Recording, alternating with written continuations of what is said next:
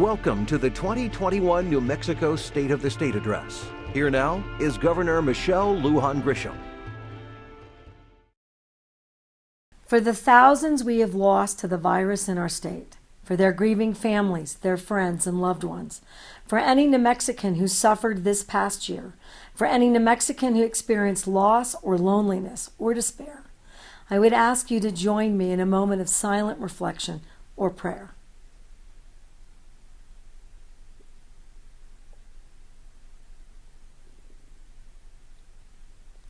My fellow New Mexicans, grief is a teacher, and the process of grieving changes us. I can speak from experience. When you have lost a sister or a husband, you might get angry. You might feel helpless. You might ask any power that may be listening to change it, undo it, deal a new set of cards. But in grieving, we learn to accept that pain and loss are parts of life for each of us, a difficult but important lesson. We learn to be patient, to nurture our faith and our relationships, to love more deeply. We learn and relearn who we are, how strong we are, how precious and temporary everything is. We see ourselves as we are, as one of many, as an essential part of a world that is constantly healing and growing and moving forward. We emerge on the other side with a new and valuable perspective. As a state and as a country, we have felt more than our fair share of grief this past year. The lives lost, the families and livelihoods and careers upended, the illnesses, the goodbyes we never got to give, the exhaustion, the fear, and apprehension. And here we are, still standing, wondering, how will we heal? Where do we go from here? And how will we go on? But we have already shown how. If we are strong enough to see ourselves through this year of crisis, and we are, if we are still fighting after the hits we took in 2020, and we are, then there is nothing that can beat us. Nothing. We may get knocked down, but we will never be knocked out. New Mexico has never been stronger, tougher, and more resilient than right now. New Mexicans are many things: angry at the injustice of the pandemic, worn down but resolute after a year of full-time working and parenting, fed up with systemic inequality, ready to build something better and new after this year of upheaval and sorrow. But more than anything, New Mexicans are strong. New Mexico has shown incredible, unyielding strength, and that strength will help our state bounce back with speed, beginning right now. And although the pandemic has been emotionally draining for all of us and has required our full attention and energy, the work of building a better New Mexico has gone on. We have continued to restore and strengthen the responsive and responsible state government New Mexicans expect and deserve. And together we have saved New Mexican lives. In doing that work and protecting New Mexicans and our state as a whole, we have made ourselves ready to rebound. The leadership our state has shown in fighting COVID-19 is the exact same leadership that will get us back on track. New Mexico was the first state in the country to establish a drive-through testing site. We have remained steadily in the top 10 nationally for COVID testing per capita. We mobilized a tribal response and assistance plan that was a model for other states. We're using cutting-edge science to test wastewater samples to prevent outbreaks at correctional and juvenile justice facilities. We will continue to rapidly, safely, and equitably distribute vaccines to every corner of our state. We told the truth about the pandemic, even when it wasn't what some of us wanted to hear. We protected our hospitals and healthcare resources. We got more than 26 million meals to school kids all across New Mexico. Doctors, nurses, caregivers, first responders, daycare workers, grocery store workers, correctional officers, and so many more have all shown up for their state with courage, dedication, and grace. We stepped up, all of us, as New Mexicans who love our state and look out for our neighbors. Already, we have delivered hundreds of millions in emergency resources to thousands of New Mexico small businesses, the out of work, disadvantaged New Mexico families, and more. And frankly, we have more to do, but we can do it because throughout this crisis, we maintained our financial footing. We planned ahead. We invested in record financial reserves, and we always thought about what we can afford and what we can't afford to lose. Under the budget I have proposed, we will avoid harmful cuts to life-saving state resources and programs that New Mexicans rely on every day. We will deliver almost $500 million to New Mexicans for pandemic relief, and we will, in fact, increase our investments in support for public schools, in healthcare, and in our economy. With this approach, we will not have another decade of forced austerity. New Mexico's economic recovery will not lag behind the nation's, as it did under the previous Republican administration, because we will choose to keep investing in job creation programs that work. Programs like LEDA and JTIP that created thousands of jobs last year and have retrained thousands of workers, even amid the pandemic. And because we will choose to have the courage to break ground in new industries, to expand opportunities for New Mexicans and reimagine what our state economy and workforce can be.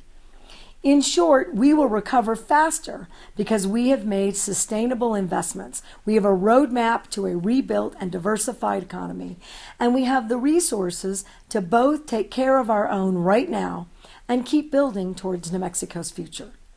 At the same time, we will learn from the last year what was taken from us and what was exposed. The pandemic has reminded us that New Mexico cannot wait any longer to invest in reliable, high-speed internet for all in our state. I call on the legislature to commit at least half of their capital outlay allocations to new broadband investments, some $200 million. This is the most urgently needed infrastructure investment we can make as a state, and we must make it. Together, we must put in place this essential building block and avow our unequivocal faith in New Mexico's economic future. The pandemic has underscored that our behavioral health system, undone by the vandalism of the prior state administration, demands robust reform. CYFD this year created the nation's first text-only abuse and neglect hotline for New Mexico children, providing them an outlet that research has shown they may be more comfortable using. With more resources, we are restoring humanity to these services and expanding them. Now, my budget calls for an 800% increase in funding for suicide prevention services and programs for both youth and adults. Mental health care is health care, and New Mexico must and will meet those needs, no matter the circumstances. And we will keep working to expand coverage. This year, when we launch the new Healthcare Affordability Fund, we will get health coverage to 23,000 uninsured New Mexicans in just 1 year, and we will slash premiums for tens of thousands more.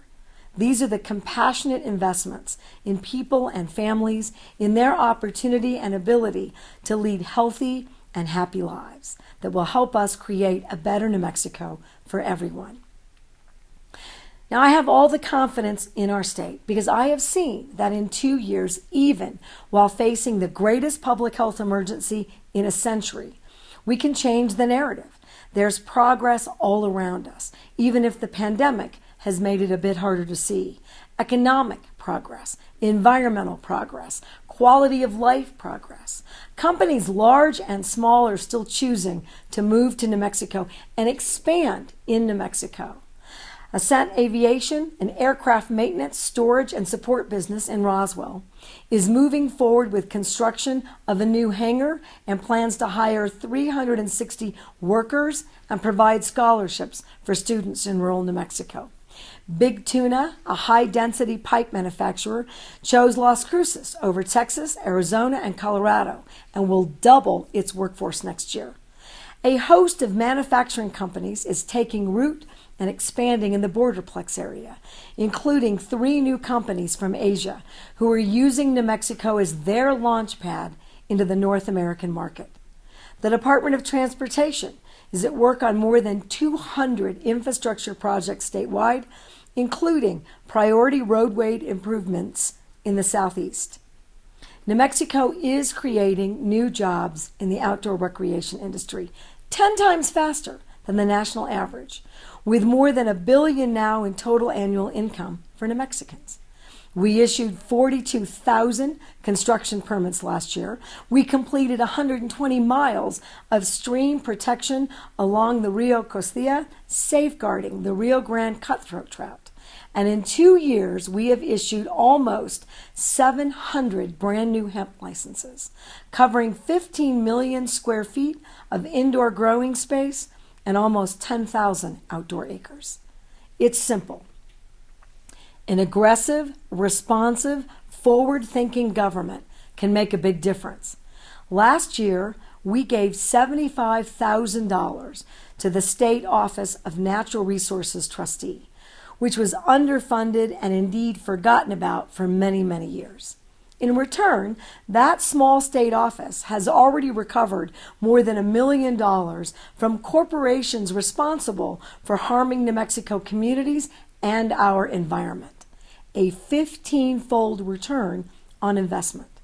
And with the help of tribal partners, those dollars will be going straight into communities that have suffered from contamination and pollution. Indeed, 2020 was not a lost year in our essential efforts to protect our natural environment and diversify our energy economy. In 2 years, we've doubled our new renewable resources over the 2 years before that. New Mexico will be home to the largest single wind complex in the nation, and I expect we will soon rank in the top 5 in the country for per capita wind energy production. We're driving down energy costs for you and reducing emissions. Property values are rising, and for the second straight year, more people are moving to New Mexico than moving out. The investments we've made in our state have already begun to make a difference. This is still the place to be, the greatest state in the Union. As dark as some days have been, amid the grief and fear and injustice, we have remained true to ourselves. We are still bound for greatness, driven by empathy and compassion, by an ambition to create justice and equal opportunity in our state. We are and must be, as the inaugural poet Amanda Gorman wrote, bruised but whole, benevolent but bold, fierce and free, and as she said, we will not be turned around or interrupted by intimidation, because we know our inaction and inertia will be the inheritance of the next generation. We are brave enough to see the light, and brave enough to be the light. In 2021, we will continue this essential work of transforming our state, day in, day out, with a renewed energy and focus, with a sense of urgency and purpose that will honor the strength and sacrifice of those who gave so much this year. That includes educators. Teachers and school support staff all across New Mexico went the extra mile this year, and then the extra mile after that, too.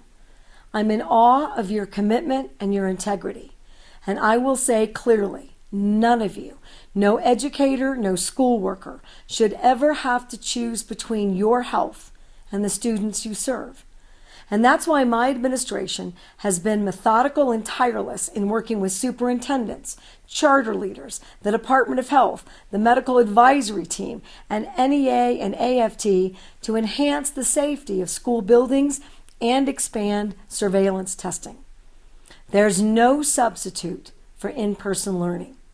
And there's no negotiating about the health and safety of students, families, and educators. And I believe the planning and hard work has paid off. And our state has developed a solid, epidemiologically sound plan for a safe expansion of in-person learning for all age groups, supported by union leadership. We will get this right, and we will move forward. And every school district in the state will be able to welcome all ages of students safely back to the classroom on February 8th. And that's not all. Yes, COVID has disrupted classrooms in New Mexico and indeed across our whole country. But dealing with the virus must not and will not derail our focus on improving outcomes in public education, on necessary long-term investments in family well-being and the health of school communities across the state. We will enact an equity-first budget for public education, ensuring money reaches students and schools in proportion to the socioeconomic needs of families in the community, laying the path to a public education system that truly delivers for students now and 100 years from now, no matter their zip code, their family's circumstances, or the color of their skin. With the collaborative leadership of the legislature, we will tackle reforms in special education, beginning with a new ombudsman office focused squarely on the needs of differently abled New Mexico students and their families. And we will this year finally move forward with a constitutional amendment to invest a portion of our state's great wealth in early childhood education and well-being. Together, we will deliver to New Mexico voters the opportunity to make a generational investment in New Mexico children. And we will deploy funding to realize free higher education for all New Mexicans, helping more students like Ramon at the UNM branch campus in Los Alamos, who was able to continue his education this year through the Opportunity Scholarship, despite having to leave his job when he became a father. With seed money from the legislature this year, we were able to reach almost 5,000 New Mexico students with the Opportunity Scholarship in the fall 2020 semester alone, fully covering their tuition and fees at two-year institutions. If the legislature will commit the full $22 million in funding I've requested for this program this year, 30,000 more New Mexicans will have access to the two-year higher education they need without worrying about tuition and fees. We have a long way to go to realize the potential of this program, but it deserves an investment of our attention as policymakers. New Mexico institutions of higher learning had the nation's largest decrease in returning students last year. We can all agree New Mexico should once again lead the nation in college opportunity, and we must do the work to get there. This funding is a vote of confidence in New Mexicans, a proclamation of faith in their potential in colleges all across New Mexico. We must enact any and every strategy to improve educational outcomes for New Mexicans, particularly those that connect young learners and adults directly to the workforce. And we will. Because our workforce is our lifeblood, and our small businesses who have shouldered the hideous burden of a once-in-a-century pandemic are the heartbeat of New Mexico communities. Our state will continue to step up for them. We didn't wait for the federal government to get its act together. We got grants and stimulus checks out the door. We will always take care of our own. And as I said, there's more to be done. But I believe we have the opportunity this year to do more than sustain our workers and our businesses. We can make the forward-thinking investments that will create the diversified and thriving economy we've always needed, transforming how New Mexico does business and how New Mexicans make a meaningful living for decades to come.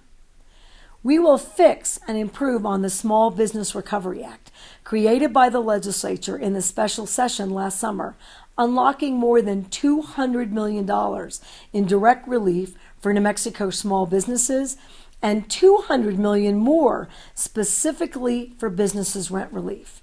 We will remake our state procurement code to boost minority and Native and women-owned businesses, and to ensure more New Mexico dollars are spent with New Mexico-owned companies.